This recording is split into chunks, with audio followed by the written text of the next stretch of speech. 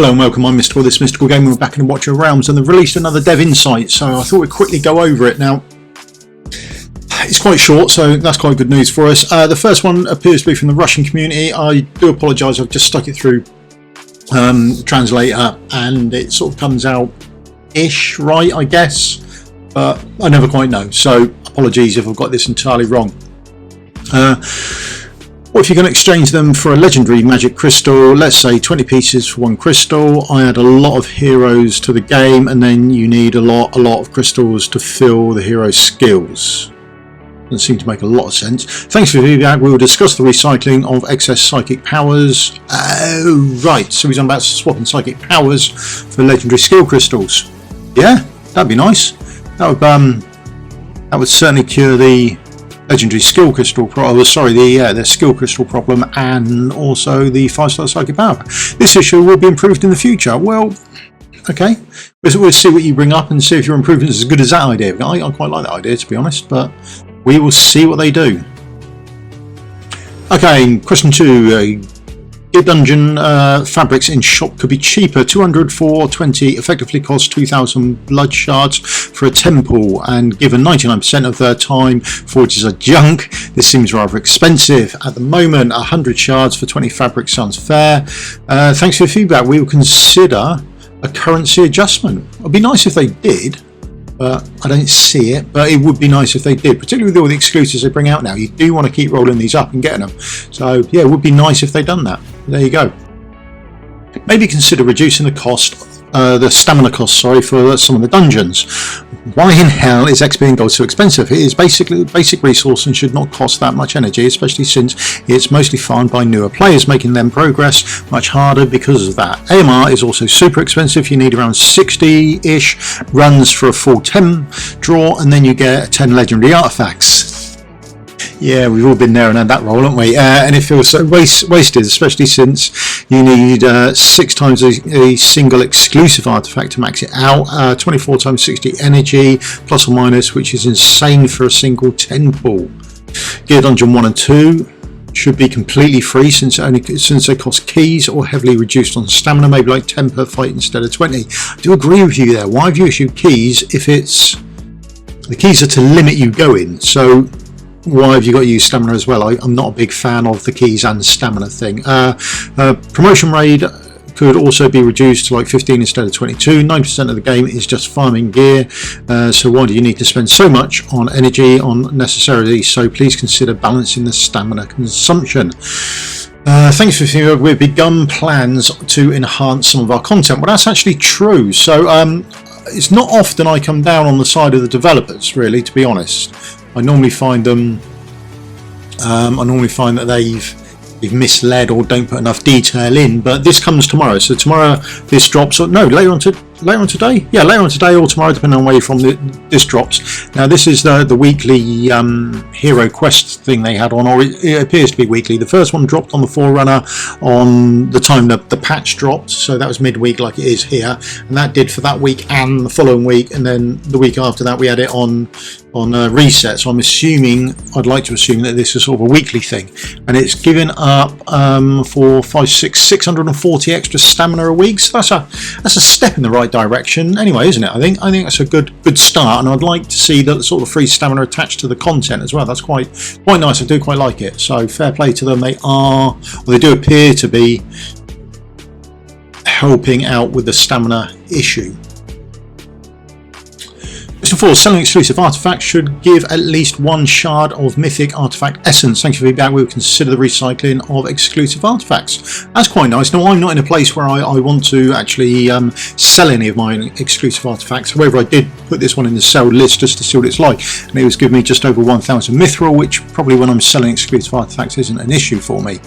And they are the shards that he's on about. One does seem a bit low, but if it was just for exclusives, who knows? But yeah, nice suggestion. I quite like it. It would be nice if they did something about that, but we shall see. Right then, here we go. For a while I've noticed something is up with ancient gear drops. Soulbound Arcana, Infernal Roar seems to be drop almost never. I did 500 runs in Gear Raid 1 and 500 in Gear Raid 2 were perfectly fine. I got a lot of ancient gears. Right, happy days. But then I did 1,000 runs today in Gear Raid 3 and guess I got no ancient gear, Soulbound Arcana, Infernal Roar out of that run. So I know that for 100% that you guys adjust the drop rates of these ancient gears on gear A3. Of course, it's kind of obvious how you guys work in this game. The most needed items or gears is lowered in chances of attaining them. Please, for Pete's sakes, address it and adjust the drop rates of items. Right now, we have a misleading description. I know for a fact that some more summons and items in this game with misleading rates. I think he's being very kind with the phrase misleading. Fix it ASAP. Now their answer to that is the upcoming version includes improvements to this section and we will keep monitoring for future. Well, not strictly true. Right, we need to have a chat about this then, don't we? So coming in tomorrow, we've got the patch, and these are the patch notes for the gear. So I've just done the bits for this thing, and that's the patch notes for the gear, and they say that they are going to increase the chance of ancient gear having more high quality secondary substats, brilliant, and increase ancient gear drop rates. So points 2 and 3 on gear are going to address the amount of ancient gear you get, and then also you're going to get better substats on them as well. So when you do get them, they're not going to be horrifically bad. Right. But that's not all. Strangely enough, not in this patch notes, or at least in the patch notes for global, the patch notes don't mirror what's on the Forerunner. So this is the patch notes for the Forerunner. Increase ancient gear drop rate in. So number 2, exactly the same. Number 4, increase the chance of ancient gear rate having high quality secondary attributes. That's the same. But in between that is section 3. Now that's the bit that we really want to concentrate on. Added a pity system for ancient gear drops. Now, this isn't in the patch notes for global, but it was in the patch notes for Forerunner, but not in global, which comes later on today. Now, I have asked the question, is it in or is it a typo? And I don't get an answer. The only answer I can get is you should read the official announcement. I thought the patch notes on the official announcement, or the patch notes on Discord and the patch notes in game were the official announcement. Apparently I could be very wrong on that, and that's not the official announcement. But other than that, I have no answer to say whether there's going to be a pity system in the global patch, which comes out later. So we'll have to wait and see on that. I've still got an in-game request on it. Maybe they'll get back to us at some point, maybe they won't. I'll keep asking the question, and I'm sure at some point they will just forget about me and jog me on. But there you go. That's it. So apparently at the moment in global, you're not getting a pity system for ancient drop rates. They certainly didn't say it was a typo. They just said read the official announcement. There you go. So there you go. That's as much as I know. Question 6. Such a huge event, so many commanders getting multiple legendaries. Well, yeah, and a sea of other heroes, and not even a single hero leveling up event. We all want to level up these heroes and promote them and get juicy points for it too. Can we please squeeze one in? Now I have 4 Legos as bench warmers, but calendar doesn't even show a hero leveling event on the horizon. Help us moot on. Okay, right then. So thanks for your feedback. We're already arranging similar events. Please stay tuned for announcements for the detailed release dates. So this is the one that's in the calendar at the moment. This one. Now this is the first Corridor of Glory Val event in about 6 weeks. And they did on a previous Dev Insight when someone said we haven't had one for 2 weeks and there's not another one coming for 2 weeks. They said we are going to up the frequency of them. And since then they didn't bother for 6 weeks. So not strictly true there either, devs. Well, yeah. So this one here, and then we'll see if we get it back on the weekly. This used to be a weekly event. Then they stopped it. My belief, because people had too many psychic power, 5-star psychic powers, and they wanted a way to get rid of them. But they say they've now fixed that for the future, so maybe we'll start to see this event more often as well then. So who knows, but there is one starting tomorrow, and we'll have a look to see if we get anything more than that. Right, making healers scale off healing effect, not HP, defense or attack, to make them more build friendly and less complicated, so that you can build them any way you want versus having to stack a lot of HP, defense and attack. Also maybe making them more of a support builds for healing and damage boosting, defense boosts and etc. We hope players have various options rather than a single one way of playing around stats. For example, offensive heroes may not only focus on damage. Okay, there you go. I don't think they're going to change it. I think this is the way they're going with it, and that's an end to it really. I think they've drawn the line there where they're not saying they're not going to change it. Talula has a flawed healing mechanic. On many occasions, her butterflies are too slow to heal in general. Also, when the butterfly returns to Talula and there is another ally who needs healing, right, and send the butterfly out to the ally with low HP before it heals herself. Even if Talula's health is close to empty, she will still send the butterfly out to her ally instead of always prioritising herself for the heal, because let's face it, if Talula dies, there is no more healing from her. Thanks for your feedback. The issue will be improved soon. Okay, well, I haven't got it, so I didn't know about it, but yeah, that'd be a nightmare. Yeah, I would have thought they'd have prioritised at least the lowest HP, including her first, as opposed to just healing everyone else before her. Yeah, that seems a disaster. The lack of change in meta in the endgame has made me look at other games now to play / spend money. You made 2 champions totally broken from their release and made the endgame content dull with no variation. Awakening or good gear on non-meta heroes makes no difference. It's a shame. But luckily enough, he hasn't mentioned the heroes there, so you'll have to use your imagination as to who that could possibly be.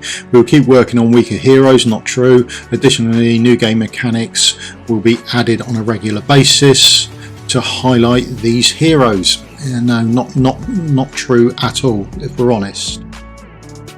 So you've mentioned before, you've mentioned Crash, you've mentioned Venomer, you've mentioned Aspen, all are being balanced, but you don't get round to it. I don't see this being any different, really, to be honest. I don't believe you when you say these things now. It's got to that sort of point, I think. Add another hero with anti-shield capabilities or even an artifact. Setron is already old. Maul plus the fall in Guild Wars is busted. We've already released the shield breaking hero. Micah, there she is. Not long ago, more similar heroes with set abilities are on their way. Okay, that's nice. But while on the subject, Micah, you said you'd sort out ultimate. Apparently it's only a typo. It says defense reduction in there, but that's defense and magic reduction damage or something like that. In there it's a typo, so she does magic damage and she does do that drop as well, apparently. That was in the dev insights a while ago, so if you've got to bear that in mind with the ultimate. Okay, right. Question 11, 2 suggestions for map info on stages. Please change it to show how many ground slots are actually available to use. It's annoying to waste of energy to have instantly quit the stage because there was less ground slots than you thought, or sometimes none at all. Yeah, fair comment. Please have it when you choose an auto fight that it will warn you if any of your heroes are missing gear. Back to this. Even better, you have to display your auto comp and then confirm it to run it, and then you choose to manually fight. The comp shown reflects whatever comp you used last, not the comp that you have saved as your auto fight. Yeah, the only way to view your auto fight teams if you're last used manually is to start the auto fight and then having to quit it and then move gear around on those heroes. Thanks for the feedback.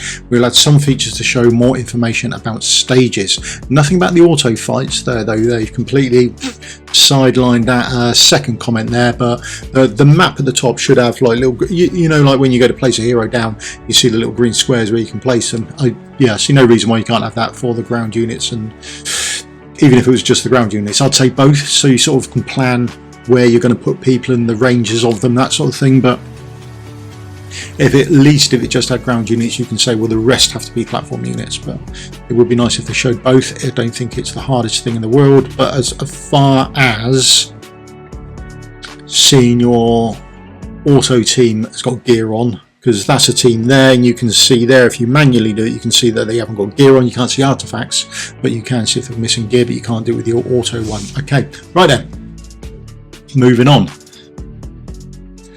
Skin for Lust. I'm aware that's not Lust. And if unlocking skins, the buff is permanent, even if you swap back to the original outfit. Yeah, that would be nice. Yeah, there is a small buff. It's not much, but there is a buff, and it'd be annoying not to have the buff just because you don't want to use that skin, even if you've got the skin. So I think that's an absolutely fair comment. Thanks for your feedback. We consider its implementation. Please make it possible to see your summon Lego Pity without counting manually from the last Lego pulled. Thanks for your feedback. We will update related features in the upcoming version. Apparently that is coming in the upcoming version. I think that was in the last Dev Insights as well. We're waiting to see the update, but if there's an update that happens on the Forerunner anytime soon, I'd expect to see it there, and then we'll post that to see what's coming. Would you spend the same effort to present every character then made for Wukong? I didn't mention the cosplay stuff in New York City. I only mentioned the tremendous work and effort put to place Wukong in the lore in such a satisfying way, and the great level going